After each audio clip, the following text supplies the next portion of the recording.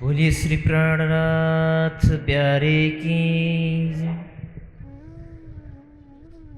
चर्चा प्रारंभ होत है, सुनो साथ चित दे। भजुराज श्याम श्री प्राणनाथ, सखी जीवन हमारे। श्री महामति कहे साथ जी, भया चर्चा का बखत। अब तुम सुनियो चित दे। लाल आगे आए बैठे न तखत। लाल आगे आए बैठे न तखत। श्री महामति कहे साथ जी, यह बीतक भोज नगर। आगे इनके और कहूँ बीतक पहचान पर। श्री देवचंद्र जी के स्वरूप की पहचान। या समय हरिदास जी एक दिन नीको ठहराए कर। कहा बाल मुकुंद जी पधराओ, तुमसे वो अपने घर।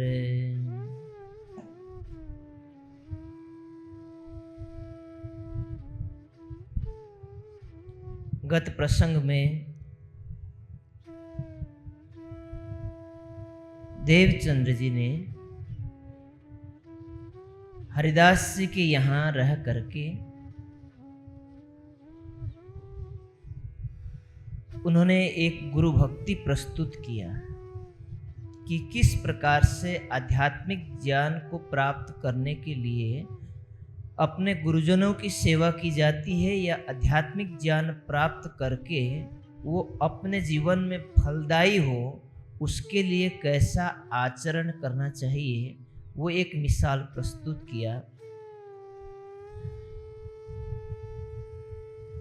एक दिन सुमुहूर्त ठहरा करके हरिदास जी कहते हैं कि देवचंद्र जी,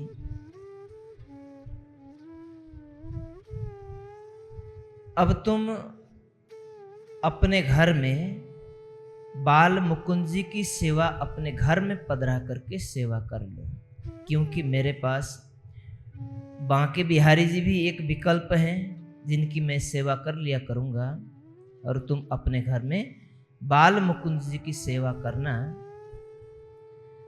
कहा बाल मुकुंद जी पधराओ, तुमसे वो अपने घर। बाल मुकुंद जी को अपने घर पधरा करके आप खूब अच्छी तरीके से जी भर के उनको रिझा लेना।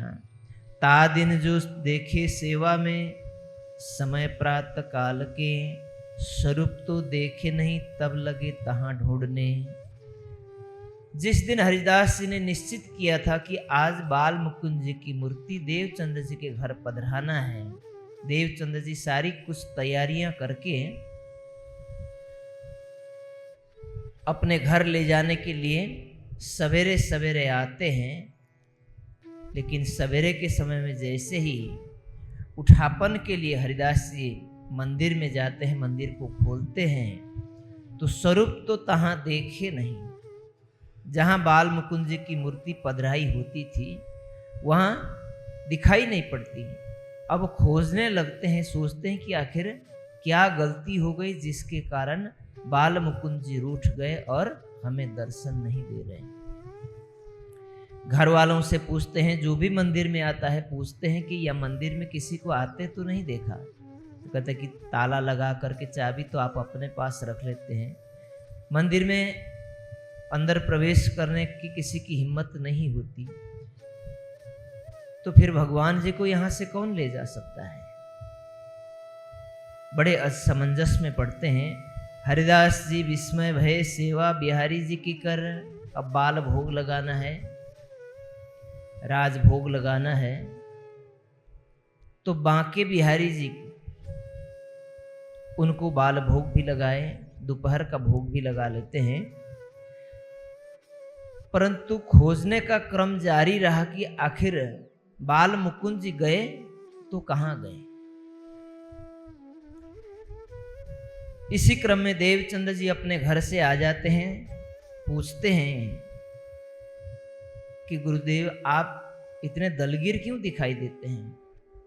गुरुदेव का जवाब था कि आज बाल मुकुंद जी अपने आसन पर दिखाई नहीं दे रहे।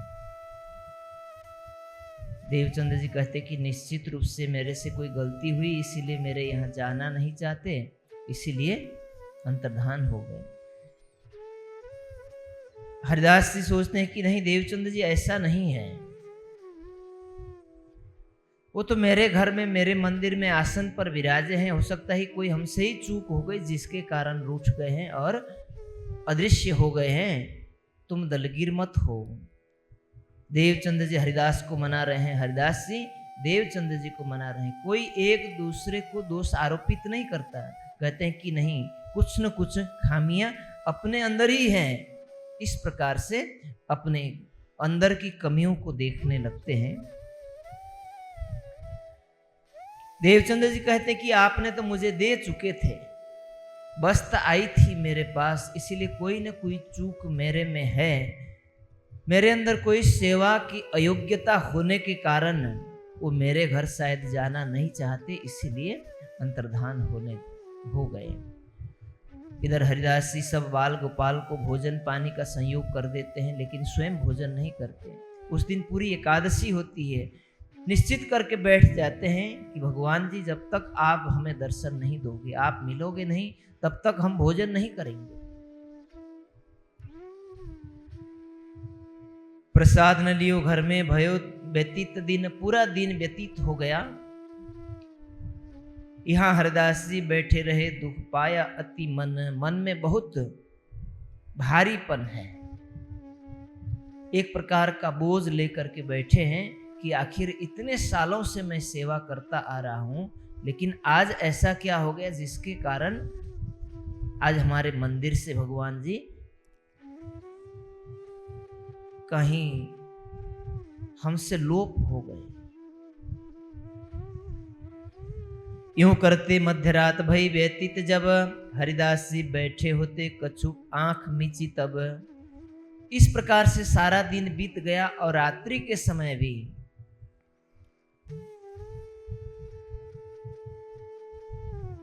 काफी रात्रि बीत चुकी है। दिन भर बिना भोजन खाए पिए केवल इस प्रकार के चिंतन में है कि हमारे अंदर आखिर क्या कमी है जिसके कारण बाल मुकुंद जी दिखाई नहीं पड़ रहे हैं। इसी क्रम के चलते चलते चलते पूरा दिन बीत गया और रात्रि का भी काफी समय बीत जाने के बाद कहीं दीवार के सहारे बैठे हैं, आंख मुदी हुई है लेकिन अंदर से चिंतन प्रक्रिया चल रही है। एक ध्यान की जैसी अवस्था उनकी बन गई, सोए नहीं, अभी नींद नहीं आई है, मन में एक बेचैनी है, लेकिन गहरा चिंतन हृदय में चल रहा होता है। तो इसी समय देवचंद यहाँ हरिदास जी के साथ एक अलौकिक घटना घट जाती है। तहाँ आए बाल मुकुंद जी साक्षात दियो दर्शन। बाल मुकुंद जी साक्षात उनके सामने खड़े हो जाते हैं और बातचीत होने लगती है। अहो प्रभु जी कहाँ गए हते, हम ढूंढत कल्पे मन। हरिदास जी कहते हैं कि प्रभु जी आप कहाँ अंतर्धान हो गए थे, आप कहाँ चले गए थे, हम तो दिन भर आपको ढूंढते ढूंढते बहुत परेशान हो गए। कया हम उत ही बैठे हते, तो तुम क्यों न दियो दीदार। मैं तो वहीं पर बैठा हुआ था, यदि वहीं पर बैठे हुए थे तो हमें दिखाई पड़ने चाहिए, आप हमें दिखाई तो नहीं पड़े, आपने हमें दर्शन क्यों नहीं दिया, आखिर क्या गलती हो गई थी। मूर्ति वहां साक्षात बैठी हुई हो और दिखाई न पड़े, इसका तात्पर्य क्या है।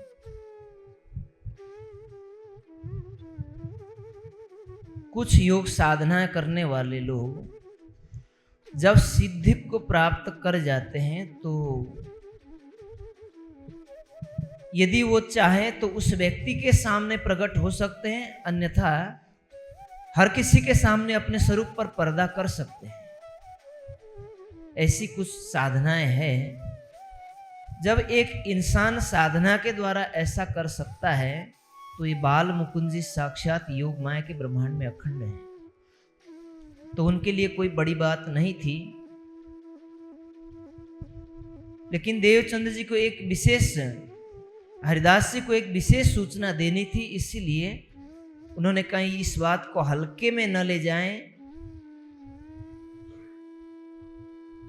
अंतर्धान हो गए, दिखाई नहीं पड़े। जब दिखाई पड़ते हैं तो यहां साक्षात बातचीत होती है, यहां मूर्ति नहीं बोल रही है, यहां साक्षात बाल मुकुंद जी उनके सामने प्रकट हुए हैं और कहते हैं, कया तुम उतही बैठे हते तो क्यों न दियो दीदार, आप वहीं बैठे होते तो हमें दर्शन क्यों नहीं दिए। कही तुम मोको पधरावते थे श्री देवचंद्र जी के द्वार, इसका कारण ये है कि तुम मुझे देवचंद्र जी के घर में पधराना चाह रहे थे, उनके घर भेजना चाह रहे थे ताकि देवचंद्र जी अपने घर ले जाएं और मुझे अपना इष्ट बना करके मेरी सेवा करें, तुम्हारी ये मनसा थी, इसीलिए मुझे ये चीज़ मंजूर नहीं है। मैं देवचंद्र जी के घर जाना नहीं चाहता, इसीलिए मैं यहाँ से अंतर्धान हो गया। तुम्हारे सामने आकर के पहले ये कह दे रहा हूँ, मैं तुम्हारे सामने प्रकट तब होऊंगा जब तुम इस शर्त को स्वीकार कर लोगे। तो पूछते हैं कि देवचंद्र जी यदि दलगीर हो जाते हैं, मैंने तो वचन दिया है, यदि वो नाराज हो जाते हैं, दलगीर हो जाते हैं, तो फिर कहते हैं कि बिहारी जी के वस्त्र दे देना, लेकिन मेरे स्वरूप को तुम देवचंद्र जी के द्वार पर नहीं पधराना। क्यों? सो तुमको इन स्वरूप की भई नहीं पहचान, बोलो श्री प्राणनाथ प्यारे की। बाल मुकुंद भगवान साक्षात प्रकट होकर के हरिदास जी से कहते हैं, सो तुमको इन स्वरूप की भई नहीं पहचान। हरिदास जी, तुमने देवचंद्र जी के स्वरूप की पहचान नहीं की है, तुमने अपना शिष्य बना करके उनके द्वारा तुम अपनी सेवा करवा रहे हो और मेरी सेवा में तुम हाथ बंटवा रहे हो, सहयोग करा रहे हो, ये मेरे लिए मंजूर नहीं है। क्योंकि तुम उनको केवल एक सामान्य इंसान की तरह समझ रहे हो, परंतु मैं उनको एक सामान्य इंसान नहीं समझता। मैं इनकी सेवा न सह सकूं, मैं देवचंद्र जी की सेवा को सहन कर सकता नहीं, मैं अपनी सेवा उनसे करवा नहीं सकता। पूछते हैं क्यों? न सह सकूं एहसान, क्योंकि मैं इनका एहसान मंद हूं, मैं इनकी एहसान कभी चुका नहीं सकता, तो मैं इनकी सेवा कैसे सहन कर सकता हूं। देवचंद्र जी ने ऐसा क्या एहसान कर दिया था जिसके कारण बाल मुकुंद जी भगवान स्वयं कह रहे हैं कि मैं इनका एहसान मंद हूं। इस प्रसंग को समझने के लिए आप ब्रजलीला में चलिए। ब्रज में आपने जिस प्रसंग को श्रवण किया था कि श्री कृष्ण जी वासुदेव और देवकी के घर प्रकट हुए, तो वो कौन थे? साक्षात भगवान विष्णु के स्वरूप थे। कृष्णी सुतपा को उन्होंने वरदान दिया था कि मैं तुम्हारे घर पुत्र बन करके आऊंगा, तो वही जीव बाल मुकुंद जी का है। वासुदेव के घर, देवकी के घर पैदा हुए, ब्रजलीला हुई, उस शरीर के अंदर परब्रह्म अक्षरातीत ने अपने आवेश को स्थापित किया और 11 वर्ष 52 दिनों तक ये लीला हुई। उसके उपरांत जब ब्रज की लीला समाप्त होकर के रास में प्रवेश कर जाते हैं, रास लीला हो जाने के बाद ब्रजरास दो अखंड कर चेतन बुद्धि फिरे मन। ब्रज और रास इन दोनों लीला को योग माया के ब्रह्मांड में अखंड किया। तो ब्रज लीला जो अखंड हुई, वहां पर भगवान बाल मुकुंद जी अखंड हुए। तो इस लीला को अखंड किसने किया है? किसके बदौलत ये लीला अखंड हुई? ब्रह्मलीला के अंतर्गत है, तो ब्रह्मलीला संपादन जिसने किया है वही इस स्वरूप को अखंड करेगा। तो चौथी और पांचवें भैस्त में जो ब्रजलीला और रासलीला, बाल मुकुंद जी और बांके बिहारी जी जो अखंड रूप से अखंड हो गए हैं, लीला कर रहे हैं, इस लीला को और इन स्वरूप को अखंड करने वाला अक्षरातीत का आवेश, और वही अक्षरातीत का आवेश उसकी अर्धांगिनी स्वरूपा श्यामा जी ही तो देवचंद्र जी के हृदय पर विराजमान है। तो तुम देवचंद्र जी को एक सामान्य पुरुष के रूप में दिखाई देखते हो, लेकिन जिस स्वरूप ने मुझे वहां अखंड किया, उनकी अलाधनी शक्ति के रूप में, देवचंद्र जी के रूप में उनकी अलाधनी शक्ति लीला कर रही है। तो जो मेरे इष्ट हैं, बात समझ रहे हैं, जिन्होंने मुझे अखंड किया वहां पर, जिनका मैं एहसानमंद हूं, उनकी आनंद स्वरूपा इस देवचंद्र जी के अंदर श्यामा जी के रूप में प्रकट हुई हैं। इसीलिए मैं इनकी सेवा करा सकता, इनसे मैं अपनी सेवा नहीं करा सकता। उन्होंने कारण भी बता दिया कि मैं देवचंद्र जी से अपनी सेवा क्यों नहीं कराता, मैं इनका एहसानमंद हूं। अब सुंदर साथ, कई सारे सुंदर साथ मुझे पूछते हैं, कई बार पूछते हैं, और हमने भी कई बार जवाब दिया है। कहते हैं कि भाई आप तारतम वाणी को मानते हैं, आप बीतक को मानते हैं, आप परमधाम को मानते हैं, आप भी परमधाम के हैं, हम भी परमधाम के हैं, तारतम वाणी आपकी भी वही, हमारे भी वही है, मंदिर वही है, सब एक ग्रंथ, हमारी पद्धति, हमारा दीक्षा मंत्र एक जैसा है, परंतु आप श्री कृष्ण जी को क्यों नहीं मानते? ये सवाल करते हैं। तो मेरा जवाब ये रहता है, बीतक ये जवाब दे रही, ये प्रसंग ये जवाब दे रहा है कि आप श्री कृष्ण जी को क्या मनवाना चाह रहे हो।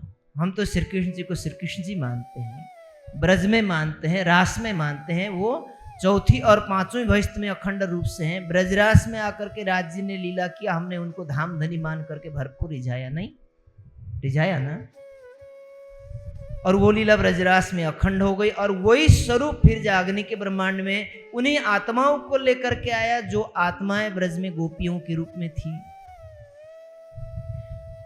अब वो आत्माएं आज जागनी के ब्रह्मांड में है, और वो अक्षरातीत का आवेश और श्यामा जी की लीला यहाँ जागनी ब्रह्मांड में चल रही, उसी की तो बीतक हम श्रवण कर रहे हैं। और दूसरी बात, श्यामा जी के और ब्रह्मशिष्टियों के इष्ट एक है या अलग अलग है? श्यामा जी के जो इष्ट होंगे वही आपके और हमारे इष्ट है या नहीं है?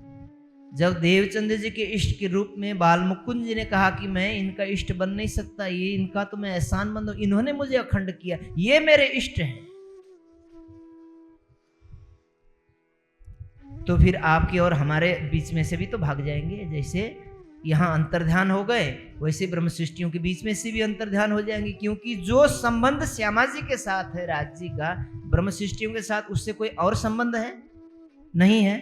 तो फिर इस प्रसंग से आप ये समझ सकते हैं कि परब्रह्म अक्षरातीत ने इस जागनिक के ब्रह्मांड में, कालमय के ब्रह्मांड में आकर के जो तन धारण किए पहले ब्रज का, उस जीव को वहां अखंड कर दिया जो बाल मुकुंद जी हैं। रास में गए, बांके बिहारी जी के रूप में अखंड कर दिया, और तीसरे दिन की लीला हो गई, वो तीसरी भैस्त में अखंड है। और पांचवें दिन की लीला में देवचंद्र जी के अंदर जो लीला शुरुआत हो रही है, और महामती जी के हृदय में बैठ करके लीला करेंगे, मिराज जी के हृदय में बैठ करके। ये दोनों स्वरूप सत्स्वरूप के पहले भैस्त में अखंड होंगे।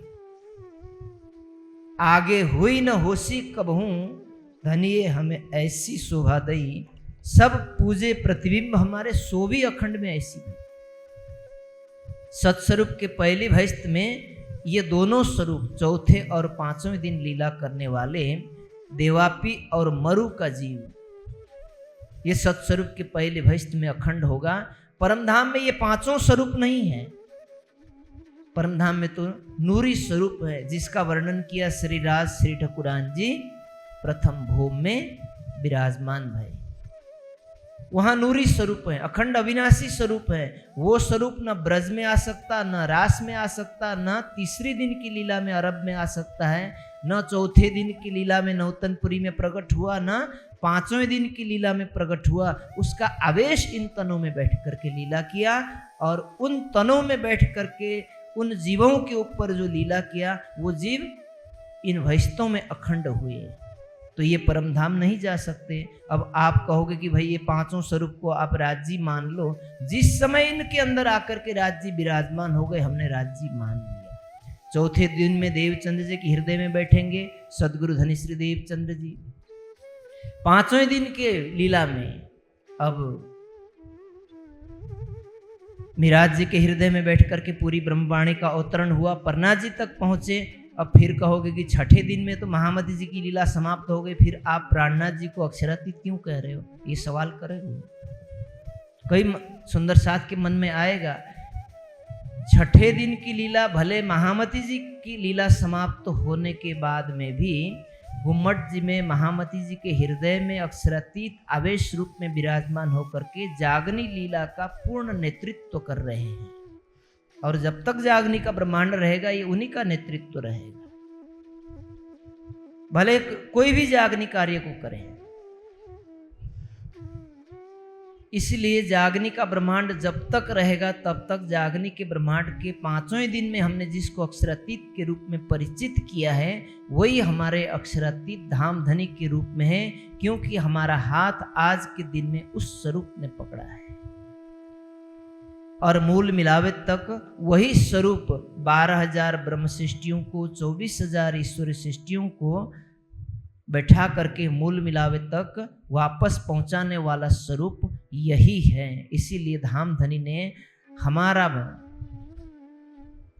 बागडोर जिनके हाथ में सौंपा है, हम उनको अपना सर्वस्व मान करके रिझाएं, ये हमारा नैतिक अधिकार और दायित्व है।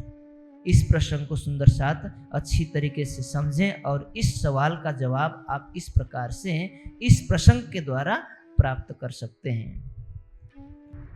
जो दलगिर होवे श्री देवचंद्र जी, यह बात सुन के तो बस्तर सेवा दीजियो, तुम मोहे न दीजो इन्हें। यदि देवचंद्र जी रुष्ट हो जाते हैं, नाराज हो जाते हैं, तो उनको वस्त्र की सेवा दे देना। बांके बिहारी जी का वस्त्र ले जा करके सेवा करेंगे, क्योंकि बाल मुकुंद जी को ये पता है कि ब्रजलीला के समाप्त होने के बाद जिस स्वरूप ने मुझे अखंड किया है यहाँ पर, वो स्वरूप रास लीला करने के लिए बांके बिहारी जी के हृदय में बैठ करके किया है। इसलिए बाल मुकुंद जी ये जानते हैं कि ये जो बांके बिहारी जी हैं, ये इनके आराध्य है और ये इनकी अर्धांगिनी। ये सोच बाल मुकुंद जी की है। इसीलिए बाल मुकुंद जी हरिदास जी से कह रहे हैं, ये महामती जी की आवाज भी नहीं है और राज्य की आवाज भी नहीं है। ये बाल मुकुंद जी कह रहे हैं कि बांके बिहारी जी के वस्त्र दीजिए। जब रास की लीला समाप्त होने के बाद फिर वो आवेश शक्ति जिस प्रकार से ब्रज से रास में आया, उसी प्रकार से परमधाम गया और जागनी के ब्रह्मांड में अब यहाँ श्यामा जी के हृदय में प्रकट होने वाले हैं। उन्हीं श्यामा जी की लीला देवचंद्र जी के रूप में आप श्रवण कर रहे हैं। हरिदास जी घर चले, देवों खबर श्री देवचंद्र जी को। अब हरिदास जी को जैसे ही बाल मुकुंद जी मिल गए, घर में पहुंचने के बाद सोचते हैं कि ये खबर सबसे पहले मैं देवचंद्र जी को देता हूँ, वो प्रसन्न हो जाएंगे। सवेरे सवेरे देवचंद्र जी की ओर भागते हैं, उनकी घर की ओर प्रस्थान करते हैं। उधर से देवचंद्र जी आ रहे होते हैं। हरिदास जी दौड़े उतावले, शीश नवाया चरण बोले श्री प्राणनाथ। हरिदास जी भागे भागे जाते हैं, सामने से देवचंद्र जी आ रहे होते हैं। अब प्रतिदिन की भांति देवचंद्र जी अपने गुरु के चरणों में प्रणाम करेंगे, दंडवत करेंगे। हरिदास जी जानते हैं, अब हरिदास जी को आज लगा कि किसी न तरीके से पहले मुझे जाकर के उनके दर्शन करने चाहिए और प्रणाम करने चाहिए। तुरंत गए और देवचंद्र जी के चरणों में लेट जाते हैं, उनके चरणों में शीश रख दिया। देवचंद्र जी बड़े आश्चर्यचकित हो गए, लगता है कि मुझसे कोई भारी गलती हो गई है जिसके कारण ये उलाहने के रूप में मेरे गुरुदेव मेरे साथ कुछ इस प्रकार का व्यवहार कर रहे हैं। जल्दी जल्दी हाथ से उनको पकड़ते हैं और उठाते हैं, पूछते हैं कि गुरुदेव आप ये क्या कर रहे हो?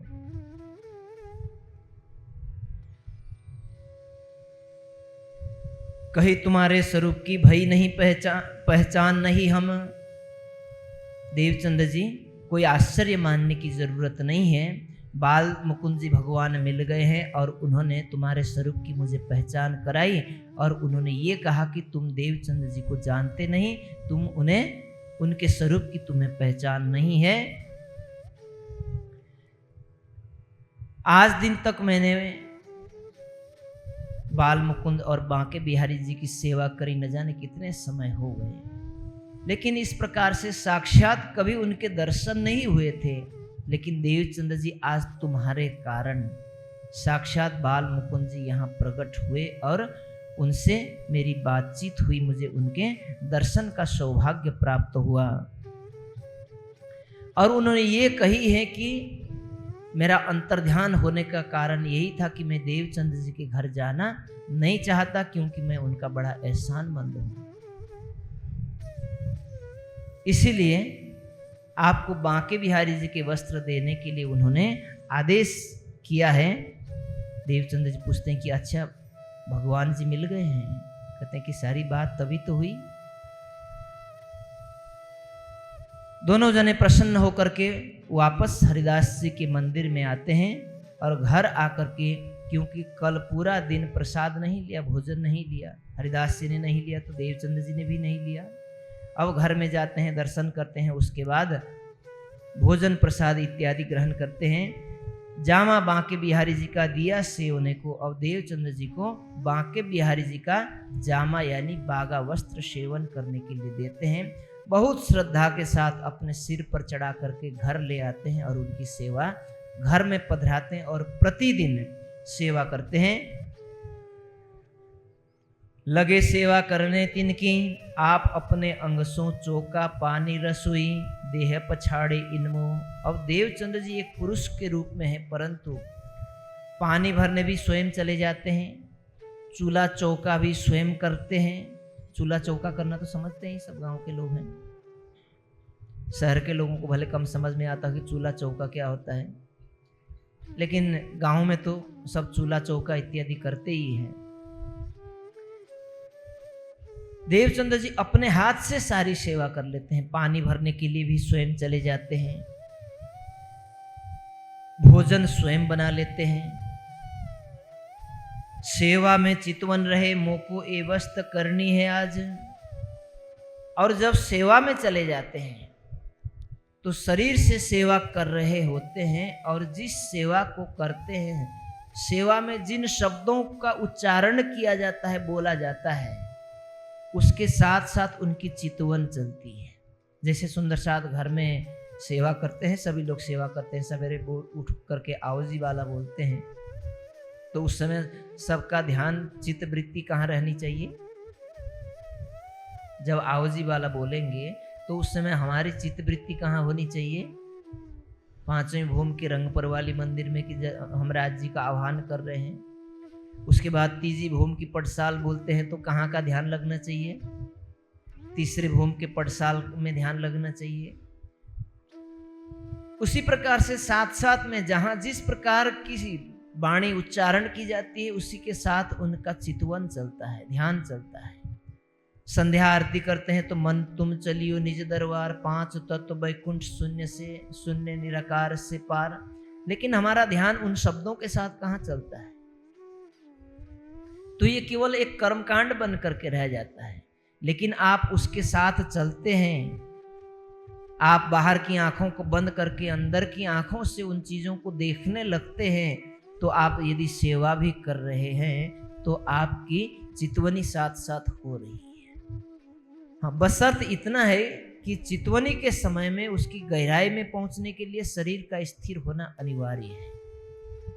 भले आप सेवा कर रहे हैं, शुरुआत की घड़ी है, या आप बच्चों को संस्कार दे रहे हैं, तो उसमें भी बैठ करके आप चितवनी का सुख ले सकते हैं कुछ इस प्रकार से।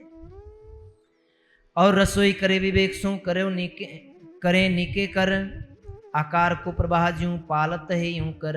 भोग लगाने के लिए अनेक प्रकार के भोजन व्यंजन इत्यादि अच्छे अच्छे पदार्थों को एकत्रित करके भोग बनाते हैं, और अपने लिए रूखा सूखा चाहे कुछ भी कैसा भी हो क्योंकि अत्यधिक चिकनी चुपड़ी चीज, तली हुई चीज, ये शरीर को भारी करता है और ये रजोगुण से युक्त होने के कारण सात्विकता में कुछ बाधित हो सकती है और शरीर को हल्का बनाने की बजाय ये भारी कर देते हैं। इसीलिए इसको कम करने के लिए अपने लिए कुछ रूखा सूखा ही बना लेते हैं। जब इन भांत सेवा करे लगे लीलबाई को लोग कहने, क्योंकि देवचंद्र जी का विवाह लीलबाई जी के साथ हुआ था। अब गांव के लोग, अड़ोस पड़ोस के लोगों के पास जब कोई कार्य नहीं होता तो घर में बैठते हैं या फिर दो चार इकट्ठे होकर के चौपाल लगा लेते हैं। तो क्या करते हैं, किसके घर में कौन क्या कर रहा है उनकी चर्चा शुरू हो जाती है। तो ये जो सभी प्रकार के रसों में से जो एक निंदा रस है ना, ये सभी रसों को पचाने वाला चूर्ण का काम करता है। जब ये निंदा रस का आनंद न लिया जाए तब तक भोजन नहीं पचता। तो लोग एक आपस में बात करने लगते हैं। लीलबाई की कान में बात पहुंच गई। अब उनको अच्छा नहीं लगा कि कहते कि अड़ोस पड़ोस वाले तो इस प्रकार से बात कर रहे हैं कि ये घर की स्त्री किस प्रकार की स्त्री है। इनके पति देवचंद्र जी स्वयं पानी भरने जाते हैं, स्वयं चूल्हा चौका करते हैं, स्वयं रसोई बनाते हैं, स्वयं बर्तन करते हैं, और तुम कुछ नहीं करती गांव घर की स्त्री होकर के। देवचंद्र जी से जाकर के कहती हैं कि आप कृपया नाराज मत होइए, कम से कम मेरे लिए ही सही ये सेवा में मैं हाथ बटाऊं, कुछ सेवा जो मेरे हिस्से की है वो मुझे दीजिए। देवचंद्र जी कहते हैं कि देखो लीलबाई, बात इन गांव वालों की नहीं है। ये अड़ोस पड़ोस के लोगों को तुम प्रसन्न नहीं कर सकती। मैं सारी सेवा तुम्हें दे दूं, मेरी सेवा तो छीन जाएगी, तब भी ये प्रसन्न नहीं होने वाली है। कल तुझे नहीं तो मुझे कहने लग जाएंगे, नहीं तो तुम्हें किसी न किसी बात पर टोकते ही रहेंगे। ये इनका स्वभाव है। इसीलिए मैंने तो तुमको कुछ नहीं कहा ना। जिस प्रकार से तुम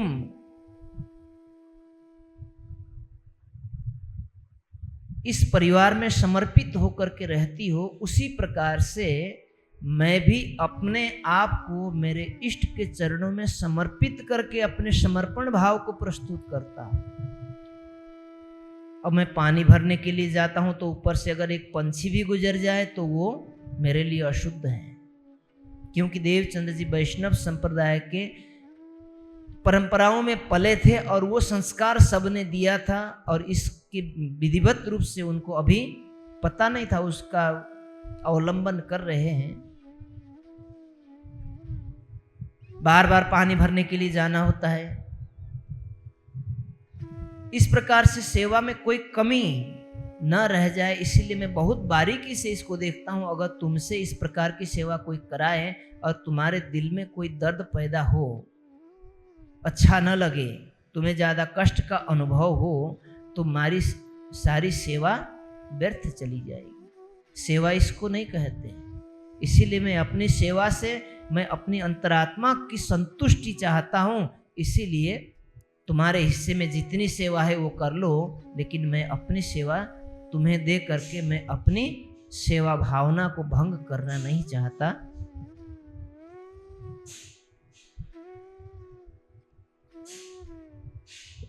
श्री देवचंद्र जी एक कहा नहीं तेरो ये काम। देवचंद्र जी कहते कि लीलबाई ये तुम्हारा काम नहीं है। ये सेवा जो मैं कर रहा हूं, मैं अपनी आत्मा के लिए और मेरे इष्ट को रिझाने के लिए मैं करता हूं। देव नैति स्वास्थ्य मैं करूं अपने अंग, ये मेरे प्रेम स्वरूप सो है, मेरो प्रेम स्वरूप सो तामे होवे भंग। यदि मैंने अपनी सेवा तुम्हें दे दिया तो मैं जिस स्वरूप के साथ सेवा करके मैं उनसे प्रेम लगाती हूं, वो प्रेम मेरा भंग हो जाएगा। सेवा करने न दे सब करे अपने हाथ, हमेशा चितवन करे रहे सेवा के साथ। हर हमेशा सेवा में चितवन करते हैं, ध्यान में रहते हैं। चितवन का अर्थ होता है देखना। बाहर की आंखों को बंद करके हम अंदर की आंखें खोल करके अपने इष्ट को, जिससे हम प्रेम करते हैं, जिससे हमारा आत्मा का संबंध है, उसको देखने की प्रक्रिया है, उसको चितवन कहते हैं। हमेशा चितवन करे रहे सेवा के साथ, इन भांत एक दिन हुआ ध्यान में दर्शन। बोलो श्री प्राणनाथ प्यारे की। इस प्रकार से करते करते ध्यान में बैठे हुए, सेवा कर रहे थे, ध्यान में बैठे हुए देवचंद्र जी को दर्शन प्राप्त होता है। और दर्शन में उनको क्या चीज दिखाई पड़ता है? जाने हम ब्रज में गए द्वार नंद रोशन। अब देवचंद्र जी को ऐसा लगता है कि मैं राधिका के रूप में हूं, क्योंकि उनको गुरु मंत्र जो हरिदास जी ने दिया है, क्या दिया था? भजमन श्री वृंदावन कुंज बिहारी नित्य विलास। कुंज वन में विहार करने वाले जो श्री कृष्ण जी है, उनको तुम अपने मन से भजो। और किस भाव से भजना? सखी भाव हुए भजियो, कहा था कि नहीं कहा था? तो सखी भाव से भजेंगे तो देवचंद्र जी अपने को किस भाव में ध्यान में बैठेंगे? सखी के भाव में बैठेंगे कि नहीं बैठेंगे? श्री कृष्ण जी को अपना इष्ट मान करके सखी के भाव में बैठे हैं, तो अपने को वो क्या समझ रहे हैं? राधिका समझ रहे हैं। तो राधिका समझ करके बैठे हैं, तो ध्यान में जाएंगे तो उनकी सुरता किस रूप में चलेगी? राधिका रानी के रूप में ही चलेगी। तो यहां से गए जहां यशोदा जी बैठी थी ऊपर माची के। अब जैसे ही अखंड ब्रज में पहुंचे, यशोदा मैया एक मचिया के ऊपर बैठी हुई दिखाई पड़ती है। मचिया जानते हैं? चौकी होती है ना जो बैठने की, उसके ऊपर बैठी हैं और कुछ ग्वाल वालों के साथ, अपने सेवकों के साथ कुछ सेवा करवाती हुई दूध को औटा रही है, गर्म कर रही है। अब वहां देवचंद्र जी ध्यान में राधिका जी के रूप में पहुंच जाते हैं। कहे आई जी आओ श्री देवचंद्र जी, मन में महासुख पाए। अब आई जी शब्द का यहां प्रयोग किया। आई जी किसको कहते हैं? सासू मां। जब देवचंद्र जी की सासू मां क्यों लगेगी आई जी? क्योंकि उन्होंने अपने को क्या समझा है? राधिका रानी समझा है। तो राधिका रानी समझा तो यहाँ यशोदा जी क्या लगेंगी? सासू मां लगेगी ना। तो आई जी तभी ना बात बनेगी। देवचंद्र जी वहां पहुंचते हैं, वहां जाकर के पूछते हैं कि श्री कृष्ण जी कहां पर हैं? कहते हैं कि श्री कृष्ण जी तो गाय चराने के लिए गए हैं। कोई बात नहीं, बैठो कुछ खा पी लो। कहते हैं कि नहीं, हम उनसे मिलने के लिए आए हैं, तो हमें बता दीजिए जरा, हम उनसे मिल करके आते हैं। कुछ मिठाइयाँ, कुछ खाने की सामग्रियाँ उनको पकड़ा देते हैं, तो वो भी साथ में ले करके चलते हैं। कोई बात नहीं, हम साथ में बैठ करके जी मिलेंगे। वृंदावन में गाय चराने के लिए गए हैं। देवचंद्र जी वहां से चलते हैं, आगे जा करके पूछते हैं कि कहीं आपने श्री कृष्ण जी को देखा? कहते हैं कि कौन से कृष्ण? यहाँ तो बहुत सारे कृष्ण हैं। कहते हैं कि नंद बाबा के।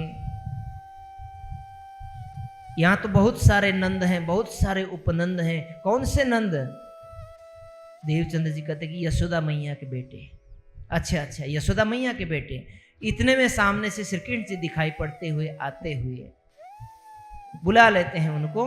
देवचंद्र जी उनके साथ चल पड़ते हैं और श्री कृष्ण जी अपनी टोली में जिनके साथ खेल रहे होते हैं वहां लेकर के जाते हैं। और वहां सब मिलकर के क्या कर रहे हैं?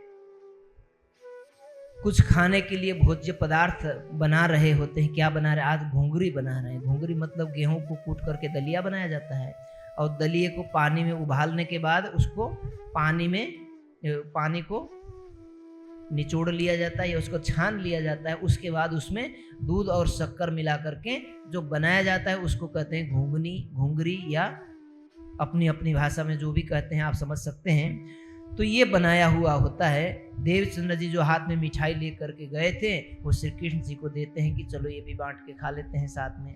और देवचंद्र जी के लिए भी एक भाग चाहिए, इसीलिए श्री कृष्ण जी ने ग्वाल वालों से क्या कह दिया कि आज मेरे लिए एक अतिरिक्त भाग परोस देना।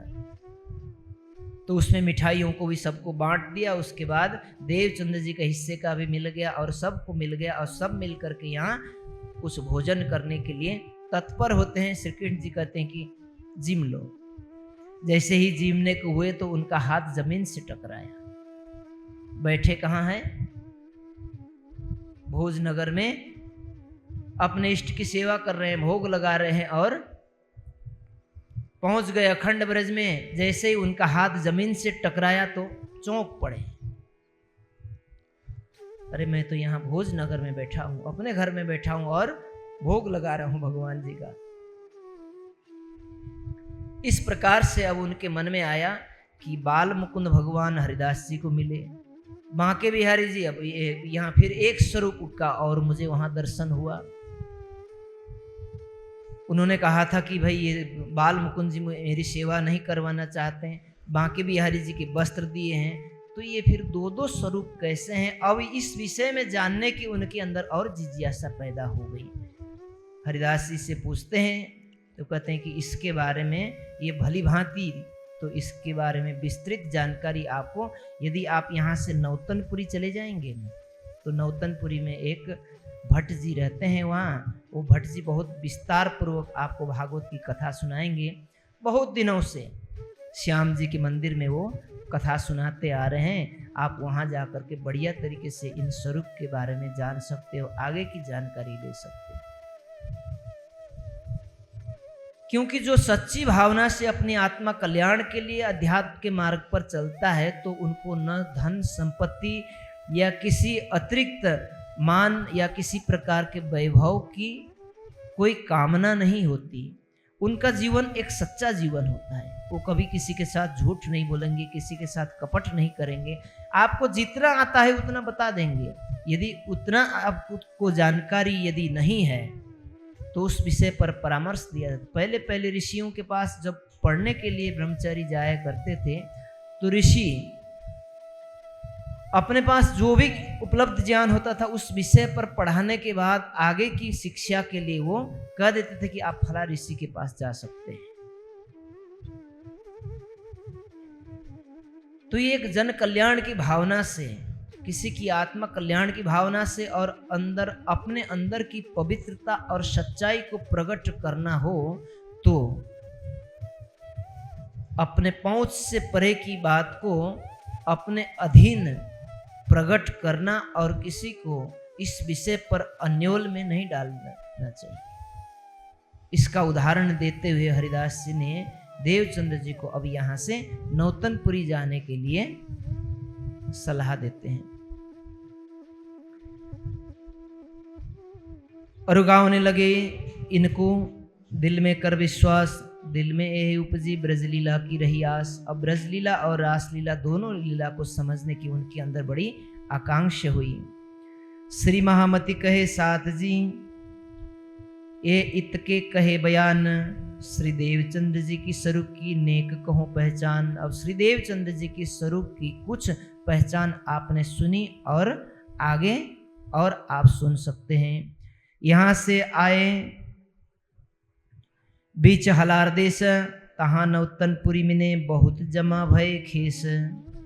अब यहाँ से हलार देश, नौतनपुरी को हलार देश कहते थे क्योंकि उस समय छोटी छोटी रियासतें हुआ करती थी, उनमें बहुत सारे राजा हुआ करते थे और उन राजाओं के ऊपर एक प्रमुख राजा हुआ करता था। तो जो छोटी छोटी रियासतें हुआ करती थी, राजा उसको अपना देश मानते थे। हालांकि देश तो पूरा भारतवर्ष एक देश था। तो नौतनपुरी को उस समय हलार देश कहा जाता था। यदि नौतनपुरी नया नगर रहे, नौतनपुरी तो आज ये हम जानते हैं, आप वहाँ जा कर के कहोगे तो जामनगर के नाम से या नया नगर जामनगर के नाम से जाना जाता है। नौतनपुरी के नाम से पूछो तो कोई सुंदर साथ होगा वो बता देगा, वरना किसी को नौतनपुरी का कोई पता नहीं कि नौतनपुरी कहाँ है।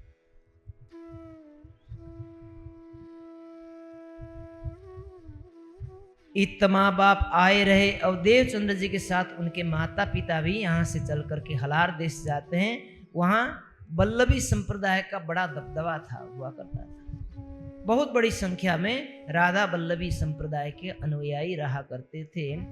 तिन से तीरबद रहे हुए करने लगे सुर। अब देवचंद्र जी बड़े सीधे साधे, उनको केवल अपना लक्ष्य से मतलब है और किसी से कोई मतलब नहीं। जैसा कहते हैं ना, कबीरा खड़ा बाजार में सबसे मांगे खैर, न किसी से दोस्ती और न किसी से बैर। जो मिले प्रणाम जी, हाथ जोड़ करके अभिवादन कर दिया। जो सम्मान योग्य है उसको सम्मान कर दिया, जो प्रेम के योग्य है उसको स्नेह दे दिया, प्रेम किया उनके साथ। बाकी किसी से कोई विशेष लगाव भी नहीं और किसी के साथ कोई बैरी भी, द्वेष भी नहीं है। लेकिन अपने गुरु की सेवा जिस प्रकार से करते थे, उससे भट्ट जी के सामने देवचंद जी का कोई एक विशेष वजूद बन गया। अन्य लोगों को ये दिखने लगा कि देवचंद जी कोई विशेष रूप में उभर रहे हैं। अब ये चीज किसी को अच्छी नहीं लगी। अब कोई हो सकते हैं कि उसके कोई न्यासी रहे होंगे, या कोई बहुत बड़ा बड़ा सेठ साहूकार रहा होगा, कोई बहुत ज्यादा दान पुण्य इत्यादि करके संस्था को, अपने गुरु को सेवा करते होंगे। अब उनको ये चीज अच्छी नहीं लगी। देवचंद जी एक सामान्य घर से आने के बाद गुरु के इतने प्यारे हो गए और उनकी बात को इतनी विशेषता दी जाने लगी, और इस बात से सब लोग एक तरफा देवचंद जी से द्वेष की भावना रखने लगे। श्याम जी के देवल में कथा कहे भट्ट जी, कानजी भट्ट। अब श्याम जी के मंदिर में कानजी भट्ट, कानजी नाम करके व्यास जी, जिनको भट्ट कहते हैं, किसी को व्यास कहते हैं, ये एक उपाधि होती है। निष्ठा ले सुनने लगे, होए बल्लभियों में खटपट। देवचंद जी एक निष्ठा लेकर के सुनने लगे। उनके आचरण को देख करके लोगों के अंदर एक प्रकार की ईर्ष्या की भावना होने लगी और खटपट होने लगा आपस में। जलपान को तब करे जब आहार देवे आतम। देवचंद जी का एक नियम था कि जब तक मैं प्रतिदिन अपनी आत्मा को खुराक नहीं दूंगा, जब तक ध्यान नहीं होगा, भजन नहीं होगा, सुमिरन नहीं होगा, स्वाध्याय नहीं होगा, तब तक मैं शरीर के लिए भोजन नहीं देने वाला हूँ। सब पहले उठ करके पहले ये कार्य करने, उसके बाद जब अपनी दिनचर्या पूरी होती है तब उसके बाद भोजन करने जाते। तब आहार आकार को देवे न करे कम। उसके बाद शरीर को भोजन देने के लिए कोई कमी नहीं करते। यदि भट्ट जी एक आध श्लोक पहले कह देते हैं, यदि देवचंद जी के पहुंचने से पहले कदाच कभी अगर ऐसा हुआ, पहले तो ऐसा हुआ नहीं, अगर हो गया किसी कारणवश, तो देवचंद जी तुरंत कथा समाप्त होने के बाद पल्ला झाड़ करके सब लोग प्रसाद खा के निकल पड़ते हैं। लेकिन देवचंद जी करते क्या है, पहले भागवत का ग्रंथ छुड़वा लेते हैं, जाकर के भट्ट जी से कहते हैं कि गुरुदेव कृपा करके मुझे उन श्लोकों को फिर से कुछ पढ़ करके हमें समझाइए, जो मेरे से गलती हो गई, मैं समय में नहीं पहुंच पाया, मैं श्रवण नहीं कर पाया, मेरे से छूट गई है। उन श्लोकों को दोबारा पूछ लेते हैं। इसलिए अब भट्ट जी भी ये देखने लगे कि दोबारा किताब लेकर के दोबारा ये अर्थ करके समझाने से अच्छा है कि देवचंद जी जब तक नहीं आएंगे तब तक हम कुछ अन्य प्रसंगों पर चर्चा करेंगे, और मूल मुद्दे पर तब आते हैं जब देवचंद जी आकर के सभा में बैठ जाते हैं। अब ये बात सबको दिखाई देने लगी, तो सबने ये मुद्दा बना लिया एक दिन कि देवचंद जी ऐसा करते हैं, जब वो आते हैं तभी भागवत कथा शुरू होती है, और वहां की इतनी बड़ी सभा बैठी है तो उनके सामने सभा कोई मायने नहीं रखती। सबके मन में ऐसा विचार आने लगा।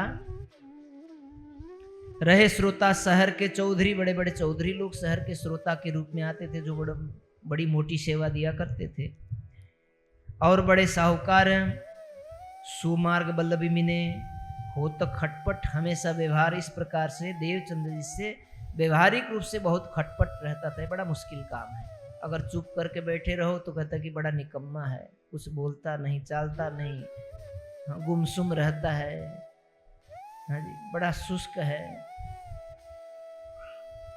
और कुछ बोला तो कहते कि बहुत जुबान लड़ाता है, बहुत बोलता है, हाँ, बहुत चुगली करता है, इधर करता है, उधर करता है। क्योंकि जिसका जैसा स्वभाव है उसका अगर सही तरीके से लिया जाए तो सही है, अगर गलत तरीके से लिया जाए तो बहुत सारे अर्थ निकलते हैं। तो देवचंद जी के साथ भी कुछ इस प्रकार की बातें होने लगी। अब उनके गुण अवगुण को ढूंढा जाने लगा। एक दिवस भट्ट जी को पूछिया, तुम्हारा क्या इनसे रोजगार। एक दिन उन साहूकारों ने पूछ ही लिया कि भट्ट जी, आप देवचंद्र जी से ऐसा क्या मोटा रकम लेते हो, या कौन सी ऐसी चीज है जिसके कारण उनके आने से पहले आप भागवत कथा शुरू ही नहीं करते। तो भट्ट जी कहते हैं कि भाई मैं तो व्यास पर बैठ करके कथा सुनाने का मेरा कर्तव्य है, जो पूछेगा जैसा पूछेगा वैसा बताता हूँ। हाँ, इनके आने से पहले मैं शुरू नहीं करता हूँ। यदि ये पूछना चाहते हो तो मेरा जवाब सुन लो। आपने आज तक किसी ने भी आकर के मुझे ये नहीं पूछा कि भागवत में कितने अध्याय हैं, कितने श्लोक हैं, और उसमें क्या क्या है, कितना सुना कितना नहीं सुना, कुछ रह गया कुछ डबल हो गया, ये सारी बात आपने कभी आकर के पूछी नहीं। लेकिन देवचंद्र जी का एक भी प्रसंग रह जाता है, आकर के दोबारा मुझे पूछते हैं, इसीलिए उनके आने पर ही मैं ये ऐसा करता हूँ। बाकी जो कुछ प्राप्त होता है पैसे रुपयों की बात तो आप सेठ साहूकार लोगों से प्राप्त होता है। बेचारे इन निर्धन के पास क्या है, इनके पास तो एक सच्चा हृदय है और अपनी एक निष्ठा है। उसी निष्ठा को देख करके मैं इनकी सेवा करता हूं।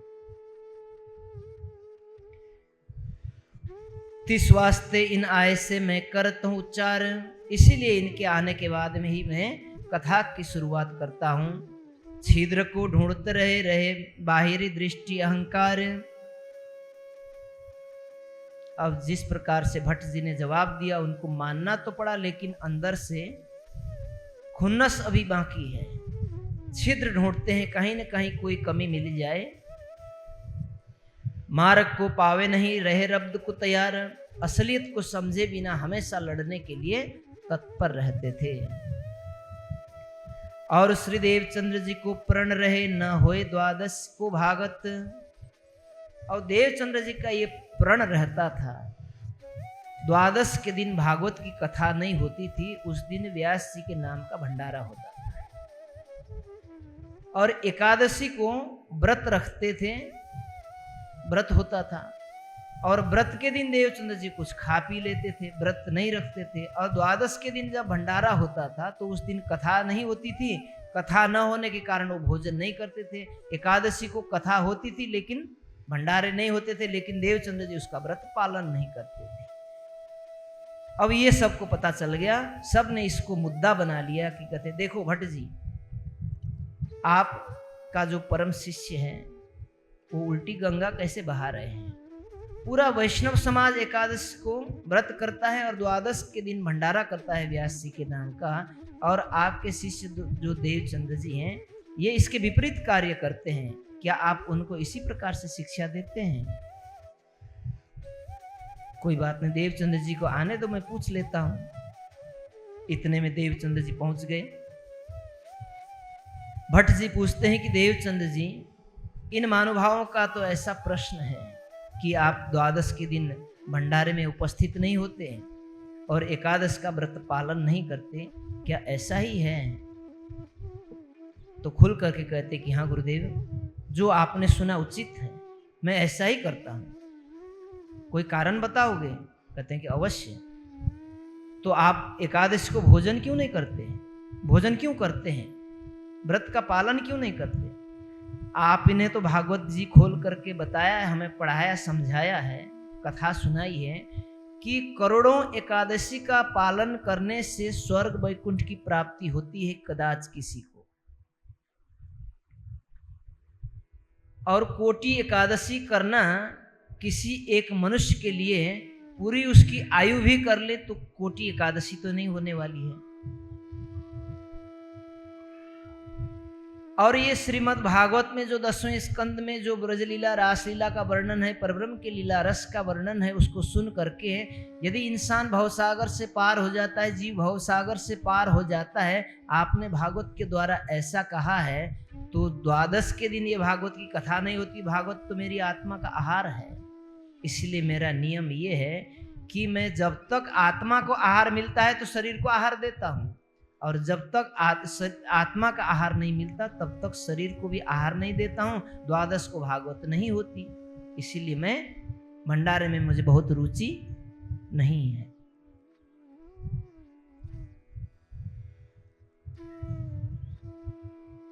भट्ट जी कहते हैं कि देखिए देवचंद्र जी ने जो कुछ किया है वो सुन समझ करके सोच करके उचित करते हैं। और भागवत जी में ऐसा ही लिखा है, इसीलिए इन्होंने जो कुछ किया है, यदि इसमें और आपको कोई आपत्ति हो तो बताइए।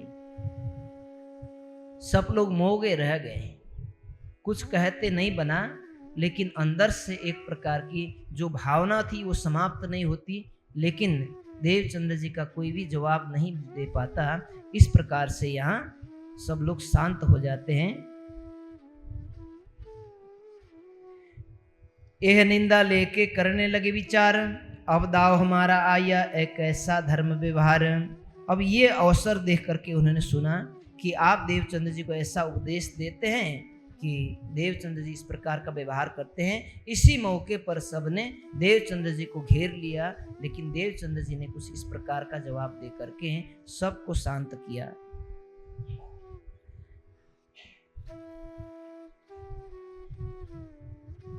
पर इतना हम समझते हैं जो श्री भागवत दरखत, ताकि एक डारी को कोई बिरला पहुंचत। अब साहूकार लोग क्या कहते हैं कि हाँ इतना तो हम समझते हैं कि भागवत एक वृक्ष है, तो उसके जो 12 अध्याय हैं, 12 स्कंद हैं, ये उसकी डारियां हैं, और उसमें कितने श्लोक हैं, उस श्लोक में कितने शब्द हैं, वो उसके पत्तों के रूप में हैं। और देवचंद्र जी एक एक पत्तों के एक एक रग रग में भ्रमण करते हैं। लेकिन जो आपने हमें नहीं समझाया, इनको ये कहाँ से समझ में आई? इस प्रकार से ये उलाहने भरे शब्दों से कहते हैं, पर तुम पात को रग रग में, पात की रग रग में है दरखत विस्तार। ये भागवत तो बहुत बड़ा विस्तार वृक्ष है, विशाल वृक्ष है, लेकिन तुम इसके रग रग में पहुंचे हुए हो, तुम एक एक शब्दों को जानते हो। तहां तुम सब में फिर वले ऐशो औरन को नहीं विचार। जैसे आपको इन ग्रंथों के ज्ञान के बारे में जितनी समझ है, और किसी को ऐसी समझ नहीं है। तब श्री देवचंद्र जी ने कही, हम लिया ऐसापन है भागवत आहार, आत्म को जोलो सुनने न पावे मन। देवचंद्र जी जवाब देते हैं, ये हमारी आत्मा का आहार है, जब तक हम नहीं सुनेंगे। द्वादश के दिन में भागवत की कथा न होने के कारण हम शरीर को भी आहार नहीं देते। यूं 14 वर्ष निष्ठाबंद वचन ग्रहे सबसार। 14 वर्षों तक श्री देवचंद्र जी ने इस प्रकार से निष्ठाबद्ध होकर के श्रवण करने के 3 तरीके बताए गए, पुष्टि, मर्यादा और प्रवाह। पुष्टि में मतलब जिस प्रकार से देवचंद्र जी सुन रहे हैं, अपनी आत्मा कल्याण के वास्ते, उसमें किसी को खुश करने के लिए भी नहीं है। मर्यादा यानी कथा चल रही है, सभी लोग जा रहे हैं, यदि हम नहीं जाएंगे तो भाई सुंदर साथ पूछेंगे। सावन के महीने में हमें कथा सुनना हमारी एक मर्यादा है, मर्यादा का पालन करना पड़ेगा। और प्रवाह में चलो सभी लोग जा रहे हैं तो हम भी जाते हैं, चल के देखते हैं कि क्या कहते हैं, कैसा ज्ञान सुनाते हैं, कैसी चर्चा करते हैं। उस दिन डॉक्टर साहब भी कह रहे थे 3 प्रकार के श्रोता होते हैं, उंगू, सुंगू, चुंगू, कुछ नाम बता रहे थे। एक सोता होता है, एक श्रोता होता है, एक सरौता होता है। वही वाली बात है। सोता मतलब भाई उपस्थिति दे दिया और ऊँघते रहे, सोता। एक श्रोता है, सुनता है और उसको अपने मन में अमल करने की चेष्टा करता है। और एक सरौता होता है, सरौता यानी खिसकता ही रहता है, इधर से उधर, उधर से उधर, ऊपर से नीचे, इधर उधर, नजर चारों तरफ भाग रही है, कौन कहाँ कर रहा है, कैसे बैठा है, क्या कर रहा है, क्या बोल रहा है, क्या नहीं बोल रहा है। और कुछ नहीं तो सामने वालों को चूंटने ही लग जाते हैं, सरौते की भांति जो खटखट चलता ही रहता है ना। और एक सोता, श्रोता और सरौता, पुष्ट, मर्यादा और प्रवाह, 3 प्रकार के कहे गए हैं श्रोता को। निष्ठाबद्ध होकर के देवचंद्र जी 14 वर्षों तक भागवत की कथा श्रवण करते हैं। निरंतर एक दिन भी उन्होंने कभी अपनी उपस्थिति में बाधा आने नहीं दी। उसके बाद अवनौतनपुरी में कुछ एक विचित्र लीला हो जाती है, अनहोनी लीला हो जाती है। जब 14 वर्ष व्यतीत हो जाते हैं, उस प्रसंग को आगे चल करके हम श्रवण करेंगे। श्री महामती के साथ जी ये नौतनपुरी की हकीकत और भी आगे की कहूँ भय जो बीतक हित। अब यहाँ से आगे जा करके अब देवचंद्र जी श्यामा जी जो खोज कर रही हैं उनको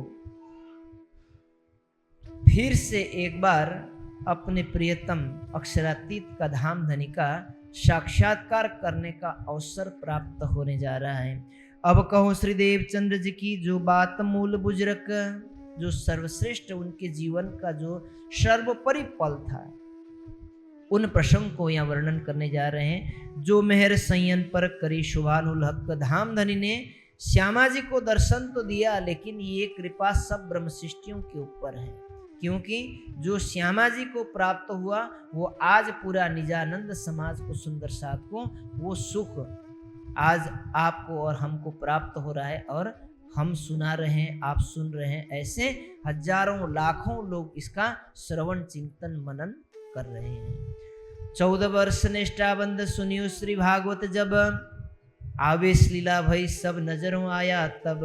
अब धाम धनी ने वहां कुछ आवेश लीला प्रारंभ करते हैं। कछु कसनी भई आकार को इन समय इन ठौर, पर नजरों कछु न आया दज्जाल लड़ने लगा जोर। अब देवचंद्र जी के शरीर में देख लिया कि माया किसी भी प्रकार से देवचंद्र जी को अपने हवाले नहीं कर पा रही है। घर में माता पिता के मोह पास ने उनको नहीं बांधा, वहां से चल करके हरिदास जी के यहाँ तक पहुंचे।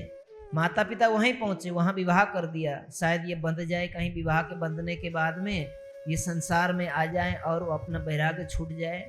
लेकिन जो उनके हृदय में एक स्वाभाविक रूप से प्रकट हो चुका था वो भला कैसे मिटने वाला।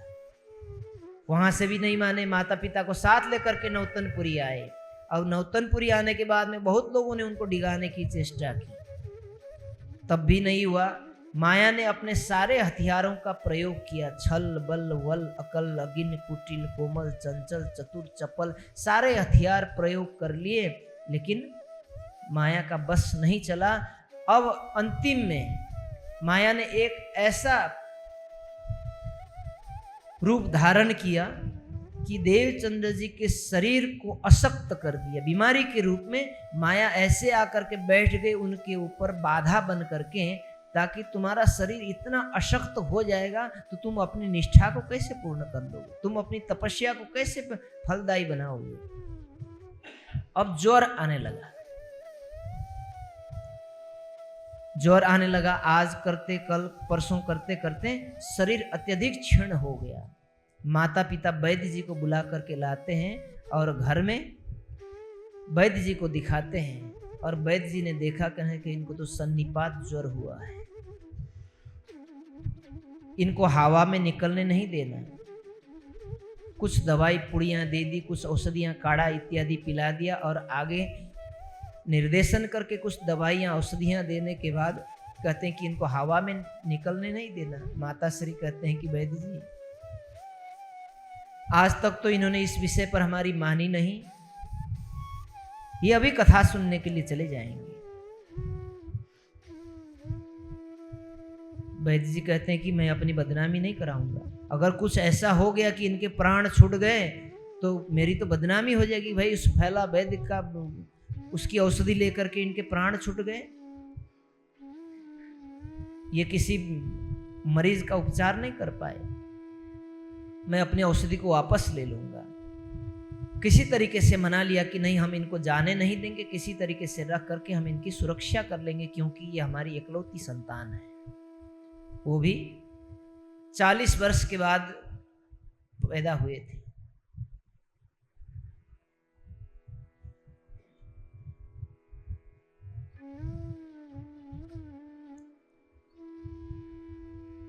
देवचंद्र जी कुछ देर के बाद कान में कुछ कपड़े बांध लेते हैं और हाथ में लाठी लेकर के फिर कथा सुनने के लिए भट्ट जी के यहाँ जाने को तैयार हो जाते हैं, जैसे प्रतिदिन जाते हैं। माता पिता कहते हैं कि अरे भाई तुम एक दिन नहीं जाओगे तुम्हारा क्या बिगड़ेगा, तुम इतने सालों से तो जा रहे हैं, 14 बरस तो हो गए, तुमने न कभी उसमें बेविधान आने दिया, न कभी हमने ही तुम्हें रोका, लेकिन आज तुम्हारी तबीयत खराब है तो कल सही हो जाएगी तो तुम फिर चले जाना। देह राखे तो धर्म है, जब तुम्हारा शरीर रहेगा तो जाके आगे आगे कुछ करोगे। हमारे भारतीय दर्शन का भी कथन यही है, क्या कहते हैं, शरीर खलु धर्म साधनम, शरीर ही धर्म का मूल स्रोत है, साधन है। शरीर नहीं रहेगा तो कैसे साधना करेंगे, कोई कैसे धर्म का पालन करेंगे। लेकिन देवचंद जी की सोच कुछ और है, वो कहते हैं कि शरीर रह जाए ये कोई महत्वपूर्ण नहीं है, लेकिन ये शरीर के रहते रहते यदि धर्म का पालन न हो, उसका उल्लंघन हो, तो इस शरीर के रहने का कोई औचित्य नहीं है। मानता हूं कि शरीर साधन है, लेकिन साधन लक्ष्य नहीं है। दे राखे तो धर्म है, जवाब देते यूं कर, धर्म राखे तो दे है। माता पिता कहते हैं दे राखे तो धर्म है, शरीर को रखोगे तो धर्म करोगे। देवचंद जी कहते हैं कि धर्म का पालन हुआ तो शरीर का कोई अर्थ है, नहीं तो ये निरर्थक है। यूं जवाब वही जवाब यूं दे वही देह राखे हुए धर्म। माता पिता कहते हैं कि देह रखने पर ही धर्म का कुछ तुम पालन कर सकते हो। इस प्रकार से मधु मेहता कुंवर बाई उनके माता पिता मना करते रहे, लेकिन देवचंद जी माने नहीं। उनको दरवाजे पर अंदर बंद करके, कमरे पर बंद करके दरवाजा बाहर से बंद कर देते हैं। और देवचंद जी ने देखा कि आज तो मेरी निष्ठा भंग होने वाली है, मैं हारने वाला हूं, आज माया जीतने वाली है मेरे ऊपर। आज तक मैंने कभी ऐसा होने नहीं दिया। उन्होंने अपनी आंखें बंद कर ली और भट्ट जी के चरण कमल को याद किया। भट्ट जी मेरे गुरुदेव, आज तक मैंने अपनी धर्म की निष्ठा पूर्वक पालन किया, लेकिन आज मेरे माता पिता ने मुझे बाध्य कर दिया है। मेरी सुरता तुम्हारे चरणों में पहुंच जाए, मैं तुम्हारी कथा का वहां आकर के श्रवण कर सकूं, कुछ ऐसी कृपा कर दो। मन ही मन सोचते हैं।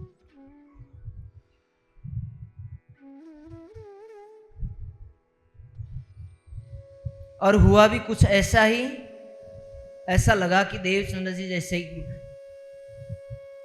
कुछ बेहोशी सी आई और गिर पड़ते हैं, जमीन पर गिर पड़ते हैं। जमीन पर गिरने की जब आवाज आई तो माता पिता दरवाजा खोलते हैं, देखते हैं कि देवचंद जी की आंखें फिर गई है। माता ने कुछ कठोर शब्द कह करके दरवाजा खुलवाए पीछे से। उनके पिताश्री दरवाजा खोल देते हैं तो उनकी कान में आवाज लगाते हैं कि देवचंद जी उठो उठो, चलो तुम नहीं रुकने वाले हो तो चलो, तुम नहीं जा सकते, हम पहुंचा करके आते हैं। काफी देर के बाद, कुछ घड़ी बीत गई, उसके बाद देवचंद जी की आंखें खुली और वो धीरे से लाठी लेकर के वहां से अब कथा की ओर प्रस्थान करते हैं, जहां भट्ट जी बैठ करके कथा कर रहे हैं।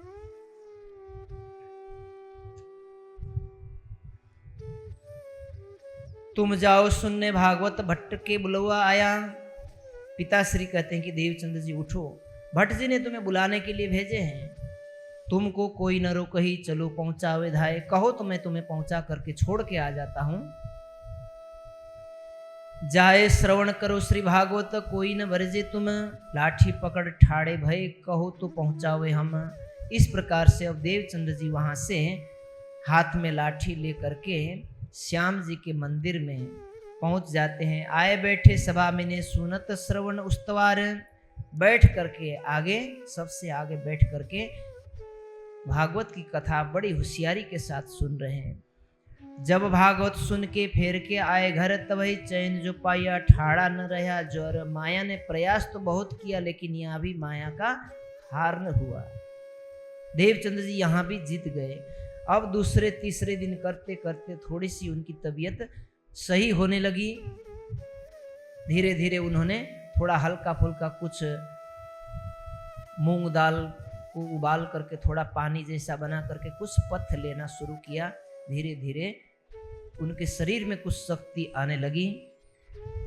दिन 10-15 हुए, कथा सुनते कान, तहां आए दीदार दिया तुमको मेरी पहचान। बोलिए श्री प्राणनाथ प्यारे की, धाम के धनी की, सतगुरु महाराज की, निजानंद स्वामी की।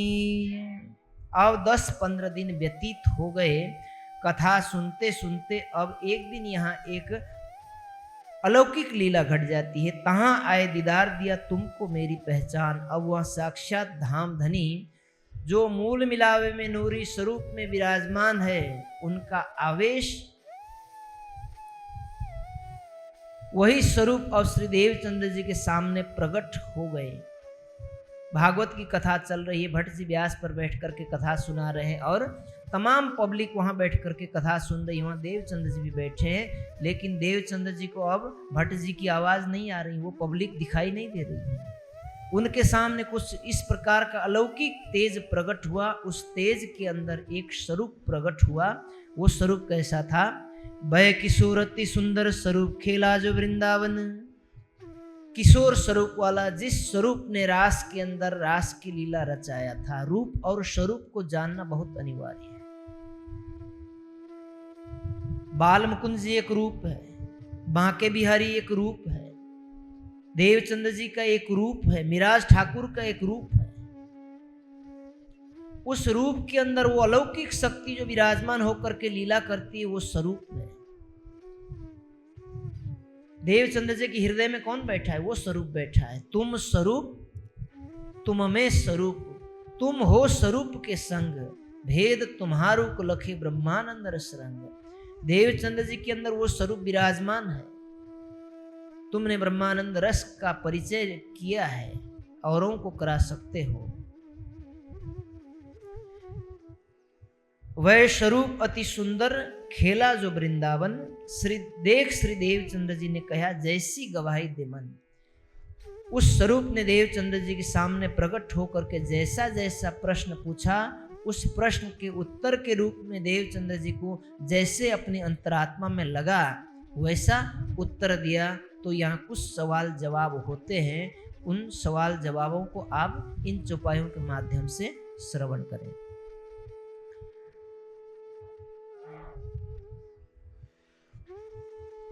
तुम हमारे खाविंद एता जानते हैं हम। जिस स्वरूप ने सामने दर्शन दिया, कहते हैं कि देवचंद्र तुम मुझे जानते हो? तो देवचंद्र जी कहते हैं, तुम हमारे खाविंद, तुम्हें ढूंढने के लिए मैं निकला। आज 40 वर्ष हो गए। 11 वर्ष की उम्र से मैंने खोजना प्रारंभ किया और 11 वर्ष से मैं खोजते खोजते आज मेरे शरीर की अवस्था 40 वर्ष की हो गई है। आज मुझे लगता है कि तुम मुझे तीसरी बार मिल गए हो। जिसका चिंतन मैं करता हूं, शायद हो सकता है कि वही मुझे मिले। पहली बार मिले थे पठान के रूप में, दूसरी बार मिले अखंड ब्रज में मिले थे, आज तीसरी बार तुम कोई मेरी आत्मा के हितैषी हो, इसीलिए ही मेरे सामने प्रकट होकर के इस प्रकार के प्रश्न पूछ रहे हो। मैं और कुछ नहीं जानता, मैं इतना ही जानता हूं कि हो न हो तुम मेरे आत्मा के प्रियतम हो। मैं इतना ही जानता हूं। आपको पहचानत हो, कौन कहां से आए तुम। अध्यात्म का जो पहला प्रश्न था देवचंद्र जी के मन में, यही तो आया था, मैं कौन हूं, कहां से आया हूं, ये सृष्टि किसने बनाई है। ये सृष्टि के लय हो जाने के बाद हमें कहां जाना है। तो यही प्रश्न अब राज जी देवचंद्र जी से, श्यामा जी से पूछ रहे हैं। तुम आपको पहचान दो, तुम अपने आप को जानते हो कि तुम कौन हो।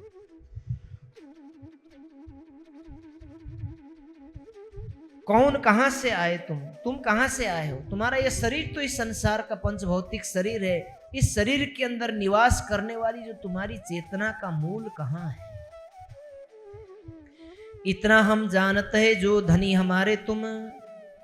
मैं केवल इतना जानता हूं तुम मेरे प्राणेश्वरो मेरे आत्मा के प्रियतम हो।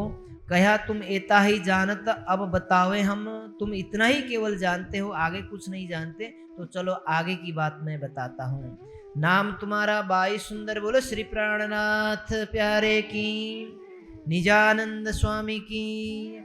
नाम तुम्हारा बाई सुंदर, तुम देवचंद्र नहीं हो, तुम परमधाम की सुंदर बाई हो, श्यामा जी के स्वरूप हो।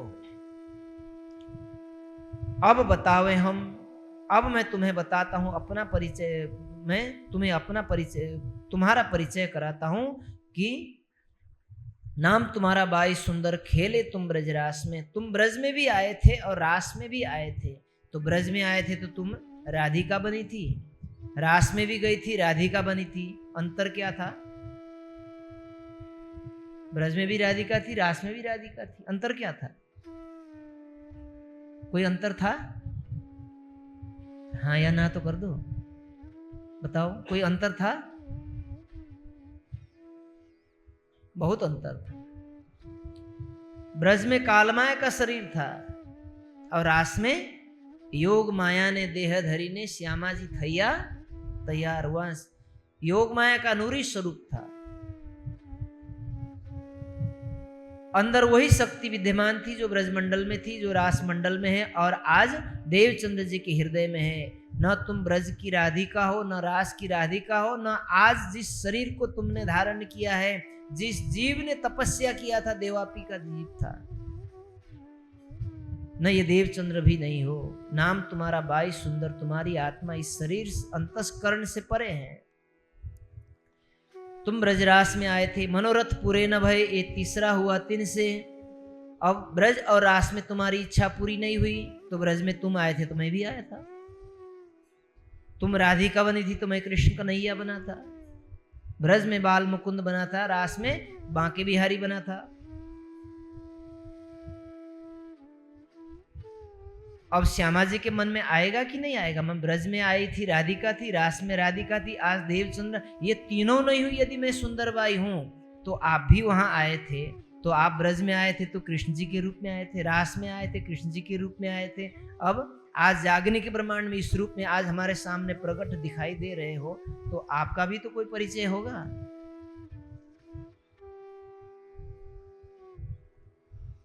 तो उन्होंने उस समय तो ये तारतम की पहली चौपाई प्रकट नहीं हुई, क्योंकि यहाँ इस प्रसंग में 10 चौपाइयों में जो वर्णन किया है वो यहाँ आया नहीं है। ऐसा कहा जाता है कि ये जो तारतम की पहली चौपाई है, देवचंद्र जी जब इसके बाद वापस घर में चले जाते हैं तो वहां जाकर के प्रकट हो जाती है कि निज नाम श्री कृष्ण जी अनादि अक्षरातीत।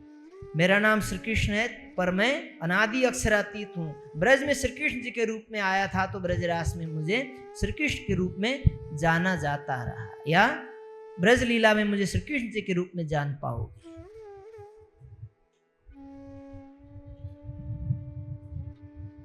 मनोरथ पूरे न भये, ये तीसरा हुआ तीन से। अब तुम्हारी इच्छा पूर्ण न होने के कारण ये तीसरी बार ये ब्रह्मांड बना है। अब साथ बुलाए के ले आओ अपने धाम, धनी वो साथ कहाँ है, कया मैं भेजूं तमाम। अब राज जी कहते हैं कि देवचंद्र जी, श्यामा जी, सुंदरबाई, तुम अकेले इस संसार में नहीं आए हो, 12,000 आत्माएं तुम्हारे साथ परमधाम से इस कालमय के ब्रह्मांड में अवतरण हुई है, उन सब को बुला करके ले आना। अब साथ बुलाए ले आओ। तो ये तारतम वाणी में इसको एक प्रकरण में इस प्रसंग को लिखा है, ले आओ बुलाए तुम रूह अल्लाह, जो रूहें मेरी आशिक। हे श्यामा जी, जो मेरी आशिक आत्माएं हैं, जिसने परमधाम में, जिन्होंने परमधाम में मेरे साथ प्रेम का संवाद करते हुए ये कहा था कि आप 100 बार आजमा करके देखना, हम आपको कभी भूलेंगे नहीं, क्योंकि हम आपकी आशिक आत्माएं हैं। रबद किया प्यार वास्ते, इन्होंने परमधाम में प्रेम का दावा देकर के, हवाला देकर के मेरे साथ रब्द किया। कहियो कहलाया हक, और उस प्रेम के संवाद में तुमने जिसके साथ संवाद किया था वो मुझे मिले थे। उनका मुझे साक्षात्कार हुआ और उन्होंने ऐसा आदेश दिया कि उन सब तमाम ब्रह्मशिष्टियों को बुला करके लाने के लिए मुझे कहा है। कहियो कहलाया हक, उनसे कहना कि धामधनी ने तुम्हारे लिए संदेश भेजा है। कितनी प्यारी बात है।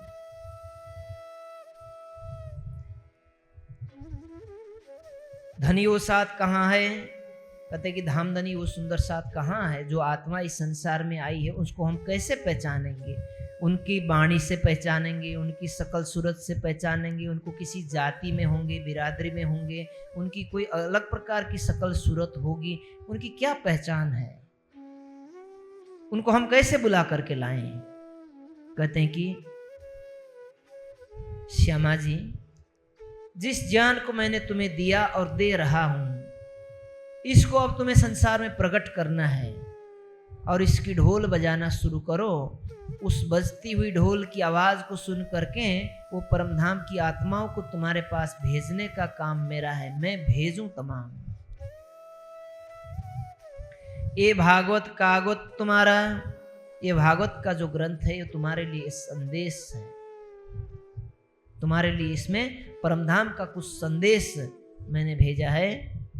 सो तुम्हें खुले कलाम और इसकी जटिलता, इसके जो मुख्य रहस्य होंगे, जो संपूर्ण कालमय का ब्रह्मांड जिससे अनभिज्य है, ये सारे रहस्य तुमसे खुलेंगे और न कोई खोल सके। ये जो खलक आम, जो आम खलक का तात्पर्य ये है, नारायण के संकल्प से बनी संपूर्ण जीव सृष्टि, पाताल से लेकर के निराकार मंडल तक के सभी प्राणी इनके शब्दों को पढ़ते रहेंगे, लेकिन इसमें जो अक्षर और अक्षरातीत के बारे में और गोपियों और श्री कृष्ण जी की जो ब्रह्मलीला के बारे में कथा सुनते सुनाते तो रहेंगे, लेकिन उस के जो पात्र होंगे वो कहाँ के थे, किन्होंने इस लीला को संपादन किया था, ये कोई नहीं समझेगा और इसका भेद केवल तुम्हें समझ में आएगा। अब तुम्हें पूछना हो सो पूछ ले तुम। अब देवचंद्र जी, श्यामा जी, तुम जो कुछ पूछना चाहती हो पूछ लो। अब दोबारा इस प्रकार से प्रत्यक्ष दोहरी बात करने के लिए तुम्हारे सामने इस प्रकार से मैं न मिल पाऊंगा। फेर के ऐसी तरह से दृष्ट ना आवे हम। तब श्री देवचंद्र जी पूछते हैं कि धामधनी, यदि आप जा रहे हो, आप कह रहे कि दोबारा इस प्रकार से नहीं मिलूंगा, तो आप कहीं जाओगे, अंतर्धान होगे, लेकिन अब आप जाओगे तो कहां जाओगे? आपका घर कहां पर है? तुम्हारे आकार के अंदर आए के बैठे हम। बोलो श्री प्राणनाथ प्यारे की। मैं कहीं नहीं जाऊंगा, मैं तुम्हारे हृदय में बैठा हुआ था, वहीं से प्रकट हो रहा हूं और तुम्हारे हृदय में बैठ करके जागनी लीला की शुरुआत कराता हूं। देवचंद्र जी बहुत प्रसन्न हो जाते हैं। श्यामा जी इतनी प्रसन्न हो जाती हैं कि मैं जिसकी खोज करने के लिए निकला था, आज मेरा वो अध्यात्म जीवन का सर्वोपरि दिन है। जो मेरे प्रियतम से मेरी इस प्रकार से दोहरी बात हुई। सागर सिंगार की वाणी में एक चौपाई है, ज्यों मासुक से जिन आइया देखा सुनिया न कही बात,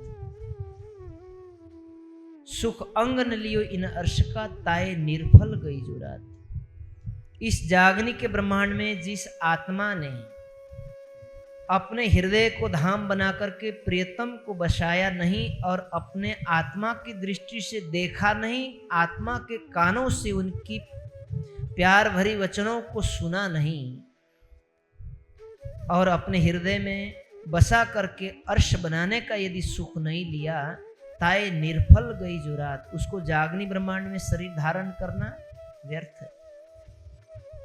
देवचंद्र जी का वो दिन आज सफल हुआ। यदि आप मेरे हृदय पर आकर के विराजमान हो गए तो अब मुझे आगे पूछने की कोई जरूरत नहीं है। प्राप्तम प्राप्तव्यम, करने कराने वाले जब आप स्वयं हो और आकर के अंदर बैठ जाओगे तो मैं मेरा तो सारा बोझ आज हल्का हो गया, मैं तो बहुत निश्चिंत हो गया। अब मुझे केवल एक घोड़े की तरह आप दौड़ाते रहिए। आपको जो कुछ करना है इस घोड़े पर बैठ करके करना है।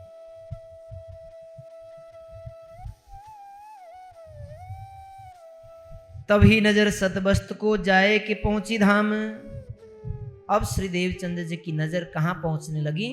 परम धाम के 25 पक्षों में विचरण करने लगी।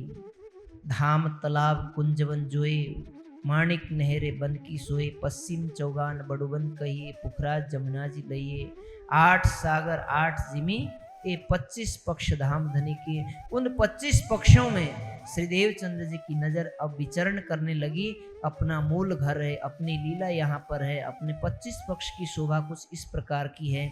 अब वो सुंदर साथ से सारी बातें शेयर करने लगेंगे।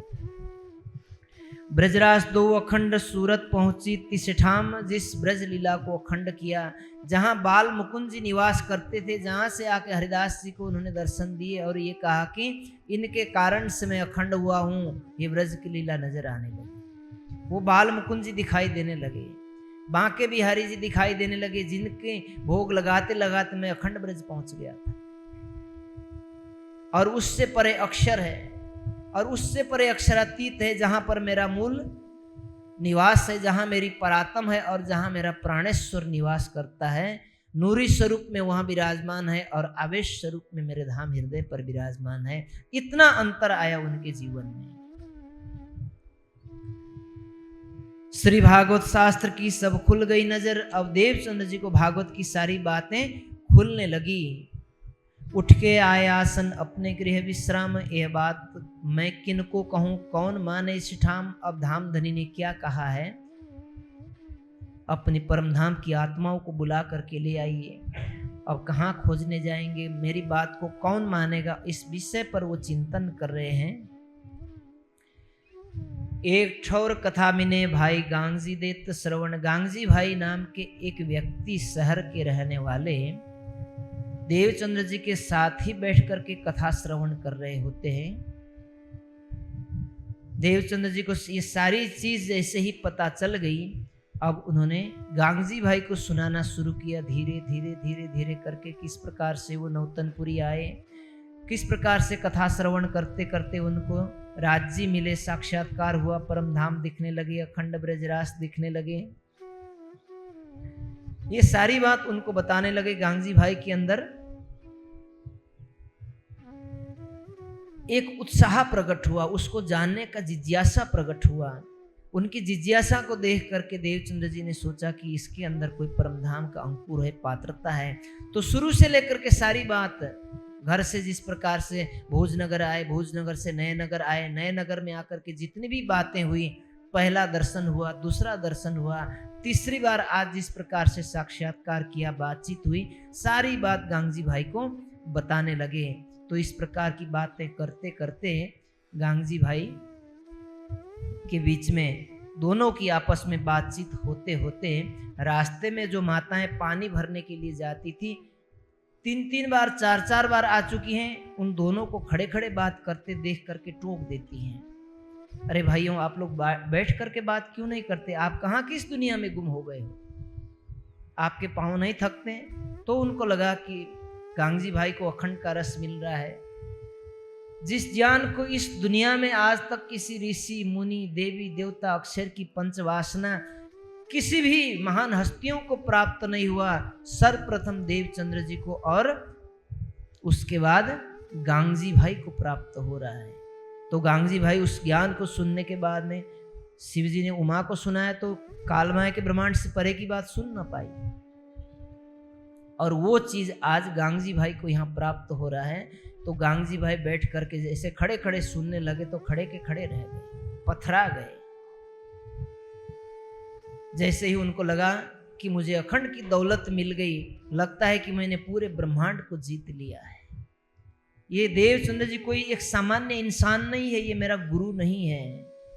अपने घरों लिए बुलाए, सेवा करी, बहुत चित लाए, अपने घर बुला करके लाए। गांगजी भाई का बहुत बड़ा बंगला था, एक पूरा हिस्सा ही देवचंद्र जी सदगुरु के नाम पर देते हैं कि आप मेरे सदगुरु हो, यहाँ आप विराजमान हो जाइए, अपना आसन लगा करके अपने अखंड ज्ञान की चर्चा यहाँ शुरुआत कीजिए। अब हम यहाँ से परमधाम की ज्ञान की शुरुआत करेंगे।